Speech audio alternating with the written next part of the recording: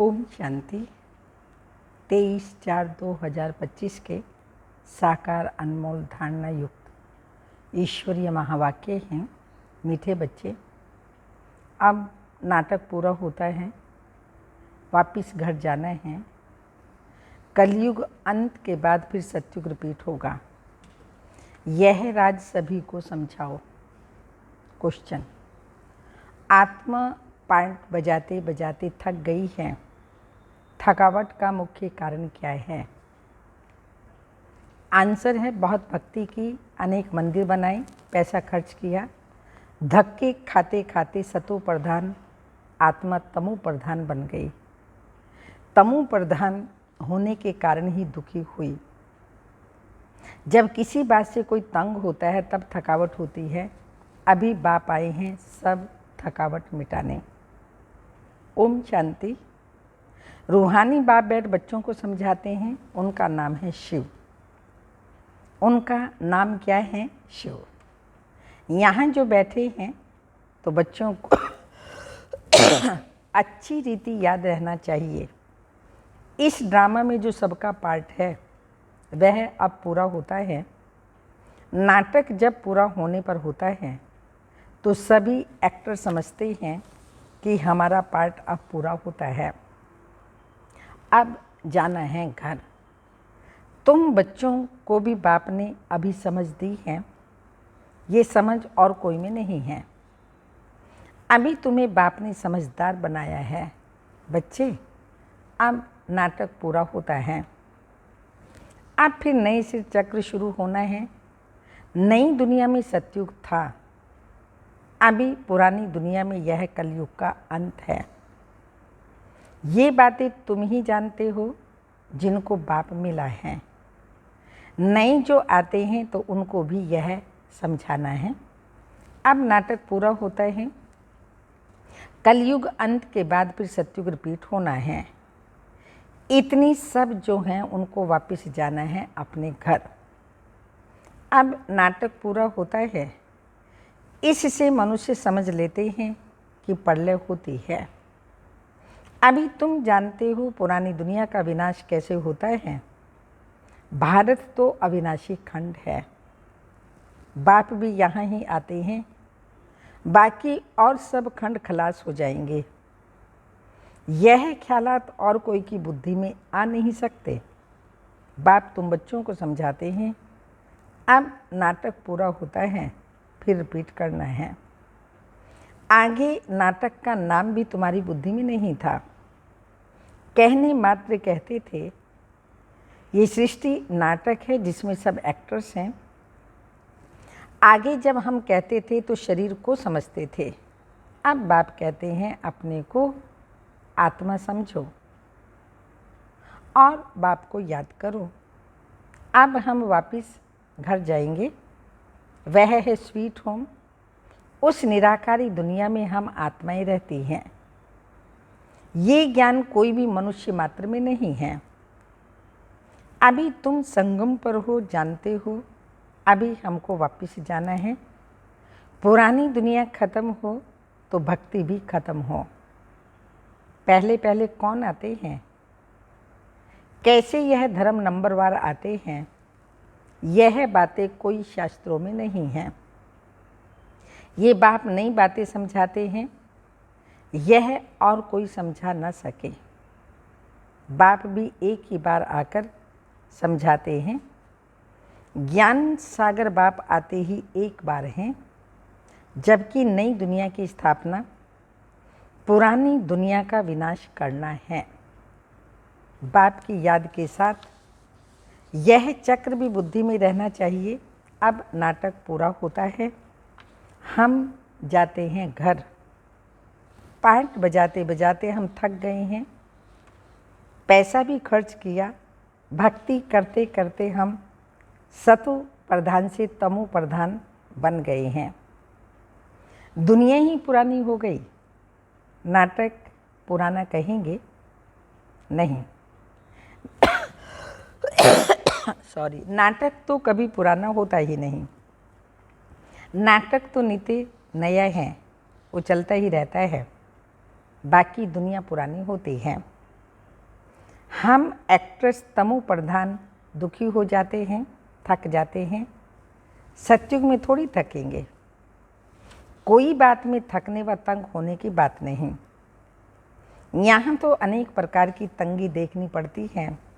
तुम जानते हो, ये पुरानी दुनिया खत्म होनी है।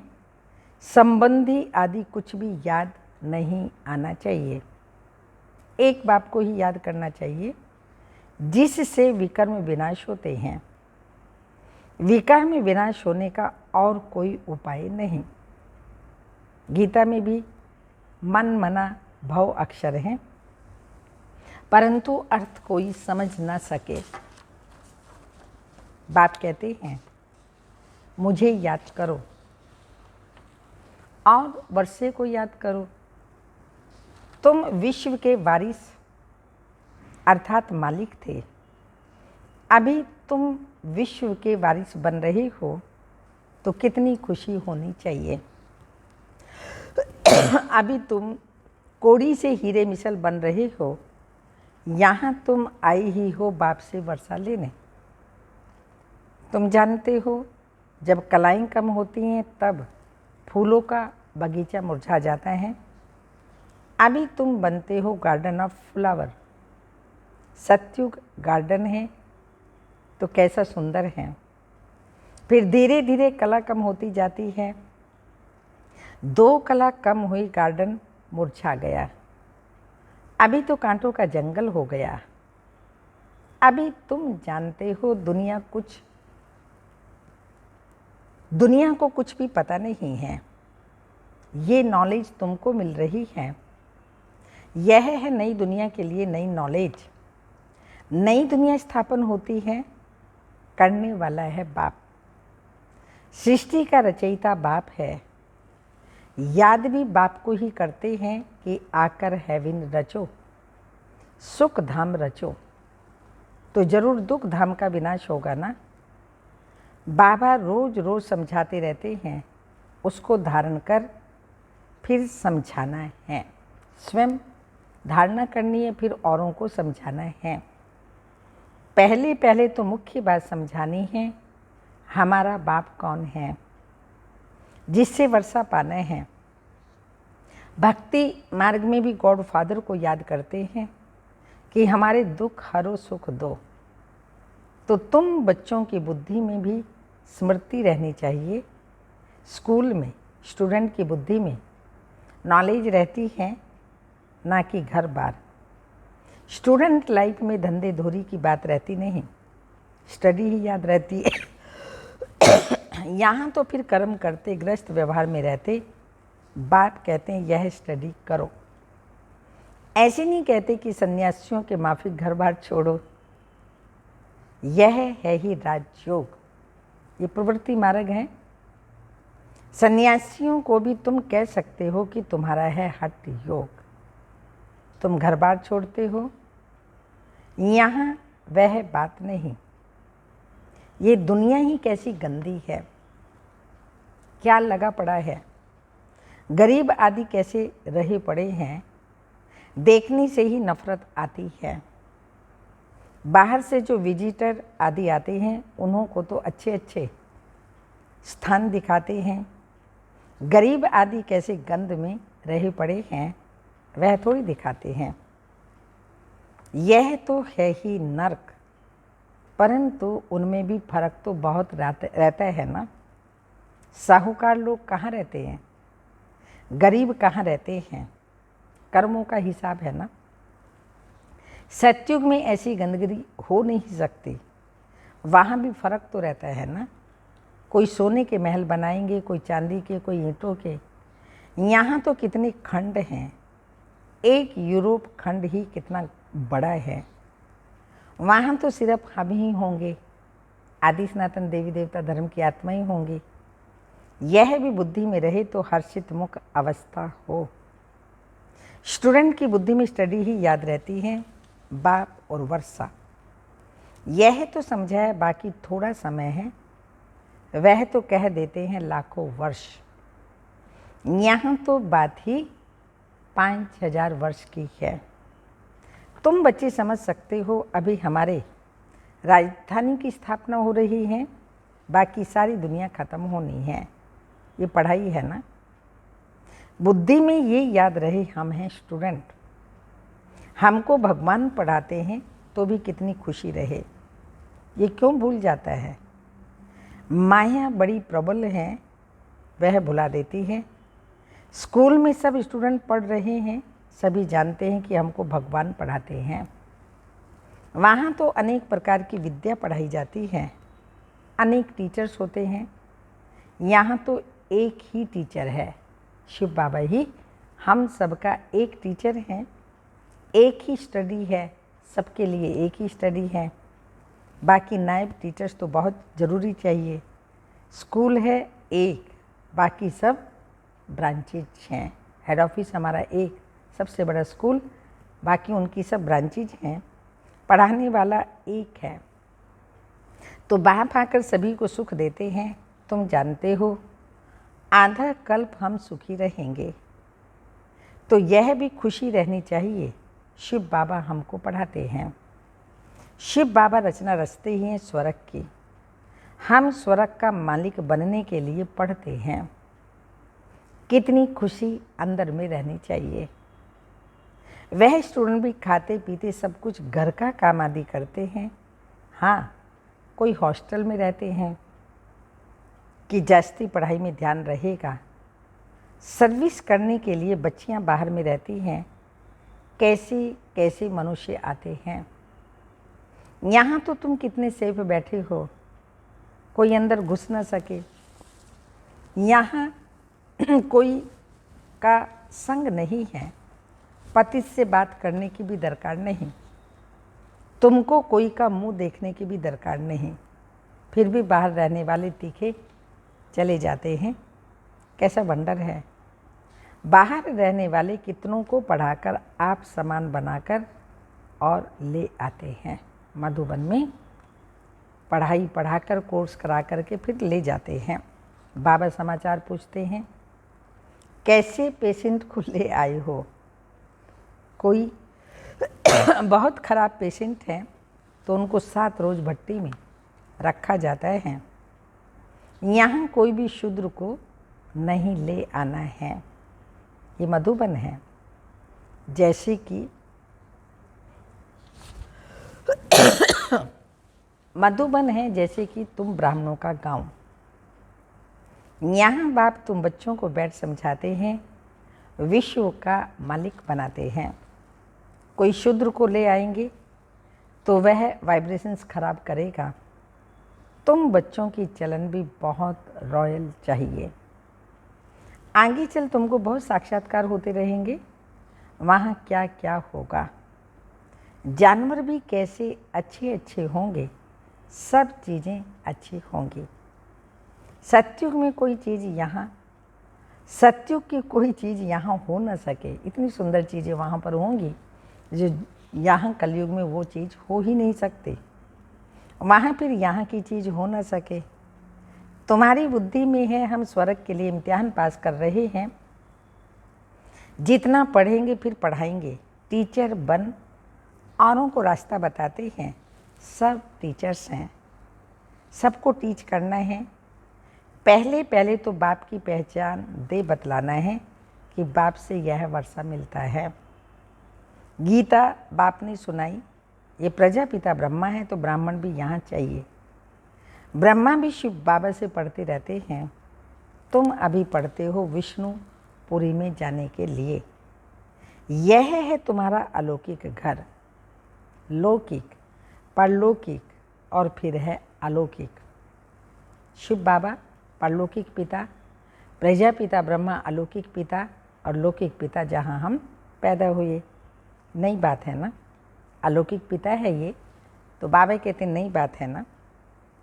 भक्ति मार्ग में कभी ब्रह्मा को याद नहीं करते। ब्रह्मा बाबा किसको कहने आता ही नहीं। शिव बाबा को याद करते हैं कि दुखों से छुड़ाओ। वह है परलौकिक बाप, यह फिर है अलौकिक। इनको तुम सूक्ष्म वतन में भी देखते हो, फिर यहाँ भी देखते हो। सूक्ष्म वतन में ब्रह्मा बाबा की उस टाइम में संपूर्ण अवस्था थी। अभी तो बाबा फरिश्ता बन गए तो सूक्ष्म वतन में ही हैं।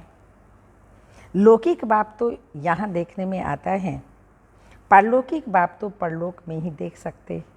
यह फिर है अलौकिक वंडरफुल बाप। इस अलौकिक बाप को समझने में ही मूंझते हैं। शिव बाबा के लिए तो कहेंगे निराकार हैं, तुम कहेंगे वह बिंदी। वह करके अखंड ज्योति व ब्रह्म कह देते हैं। अनेक मत हैं, तुम्हारी तो एक ही मत है। एक द्वारा बाप ने मत देना शुरू की, फिर वृद्धि कितनी होती है। तो तुम बच्चों की बुद्धि में यह रहना चाहिए, हमको शिव बाबा पढ़ा रहे हैं, पति से पावन बना रहे हैं।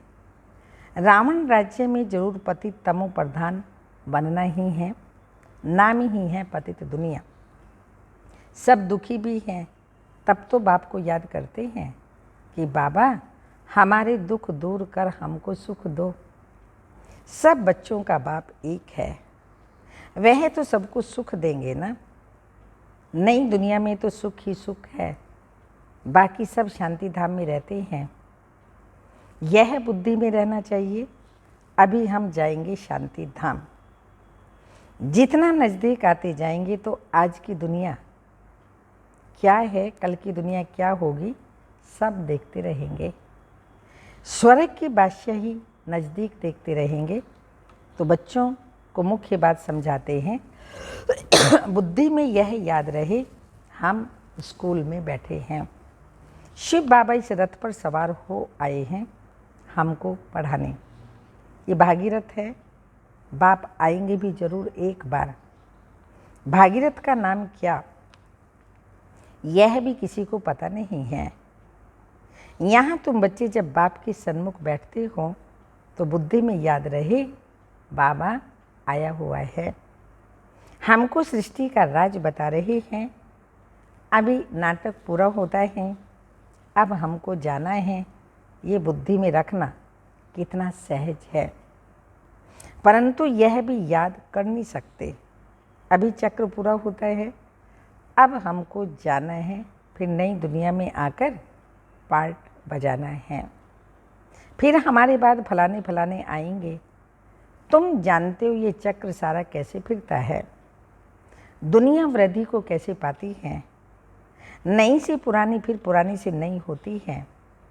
विनाश के लिए तैयारियां भी देख रहे हो, नेचुरल कैलेमिटीज भी होती हैं। इतने बॉम्ब्स बनाकर रखे हैं तो काम में तो आते हैं ना। बॉम्ब से ही इतना काम होगा जो फिर मनुष्यों के लड़ाई की दरकार ही नहीं रहेगी। लश्कर को फिर छोड़ते जाएंगे, बॉम्ब्स फेंकते जाएंगे, फिर इतनी सब मनुष्य नौकरी से छूट जाएंगे तो भूख मरेंगे ना। यह सब होने का है। फिर सिपाही आदि क्या करेंगे, अर्थक्वेक होती रहेगी, बॉम्ब्स गिरते रहेंगे, एक दो को मारते रहेंगे, खूने नहाए खेल तो होना ही है ना।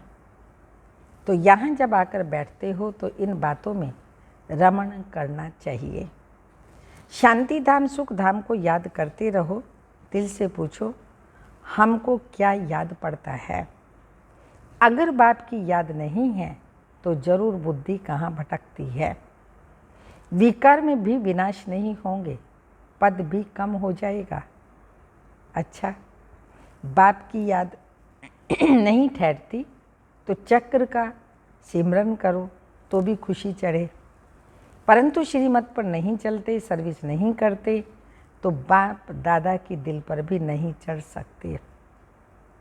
सर्विस नहीं करते तो बहुतों को तंग करते रहते हैं। कोई तो बहुतों को आप समान बनाए और बाप के पास ले आते हैं तो बाबा देख कर के खुश होते हैं। अच्छा, मीठे मीठे सिक्की लदे बच्चों प्रति माता पिता बाप दादा का याद प्यार, गुड मॉर्निंग, डायमंड मॉर्निंग। रूहानी बाप की रूहानी बच्चों को नमस्ते।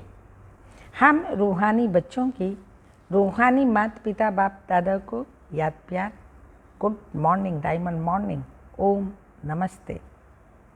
धारणा के लिए मुख्य सार है, सदा हर्षित रहने के लिए बुद्धि में पढ़ाई और पढ़ाने वाला बाप की याद रहे। खाते पीते सब काम करते पढ़ाई पर पूरा ध्यान देना है। सेकंड पॉइंट, बाप दादा के दिल पर चढ़ने के लिए श्री मत पर बहुतों को आप समान बनाने की सर्विस करनी है। किसी को भी तंग नहीं करना है। वरदान, अशरीरीपन के इंजेक्शन द्वारा मन को कंट्रोल करने वाले एकाग्रचित्त भव। स्पष्टीकरण, जैसे आजकल अगर कोई कंट्रोल में नहीं आता, बहुत तंग करता है, उछलता है या पागल हो जाता है, तो उनको ऐसा इंजेक्शन लगा देते हैं जो शांत हो जाए।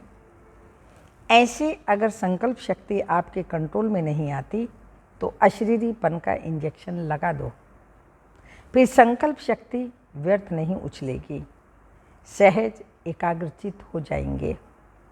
लेकिन यदि बुद्धि की लगाम बाप को देकर फिर ले लेते हो तो मन व्यर्थ की मेहनत में डाल देता है। अब व्यर्थ की मेहनत से छूट जाओ। स्लोगन, अपने पूर्वज स्वरूप को स्मृति में रख सर्व आत्माओं पर रहम करो। पूर्वज स्वरूप को स्मृति में रख सर्व आत्माओं पर रहम करो। अव्यक्त इशारे, कंबाइंड रूप की स्मृति से सदा विजयी बनो। जैसे शरीर आत्मा दोनों कंबाइंड होकर कर्म कर रही है, ऐसे कर्म और योग दोनों कंबाइंड हो। कर्म करते याद न भूले और याद में रहते कर्म ना भूले, क्योंकि आपका टाइटल ही है कर्म योगी। कर्म करते याद में रहने वाले सदा न्यारे और प्यारे होंगे, हल्के होंगे।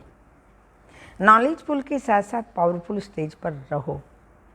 नॉलेजफुल पावरफुल यह दोनों स्टेज कंबाइंड हों, तब स्थापना का कार्य तीव्र गति से होगा। ओम शांति।